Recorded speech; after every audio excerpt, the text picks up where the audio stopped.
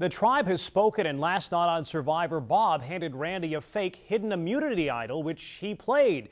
The double cross led to Randy being rousted, and he joins us for this week's Survivor Spotlight. Randy, to start off with, how convincing looking was that necklace that Bob gave you? It was a pretty good imitation. I fell for it. Did that move, you think, buy Bob at least a few more days on the island?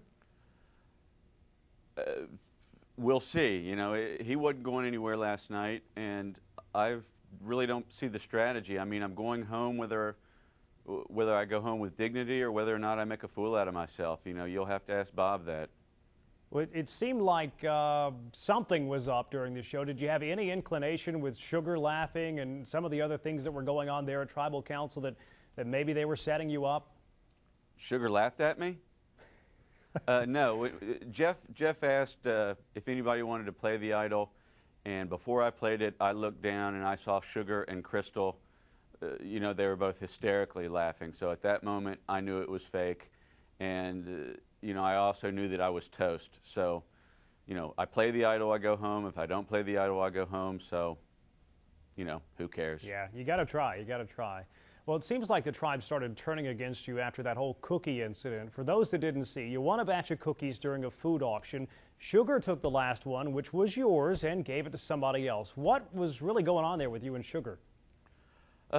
Sugar hated me from the beginning of the game. She even said in pregame interviews that she didn't like the old guy. And, you know, why she got that impression, I don't know. But, you know, I could have treated her like a princess, and she had it out for me. Yeah. You know, the hell with her. Some people are like that. Hey, during the final word segment, you had nothing really good to say about any of the other tribe mates except for Corinne. Does that still hold true today? Maddie's not a bad guy. Bob's not a bad guy. And I felt that then.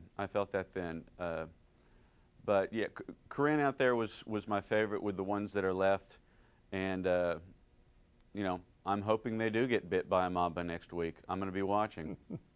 You're on the jury. What's going to go into your final decision as far as who you're going to vote for? Well, with who's left, it's going to be who I hate the least, and it's that simple.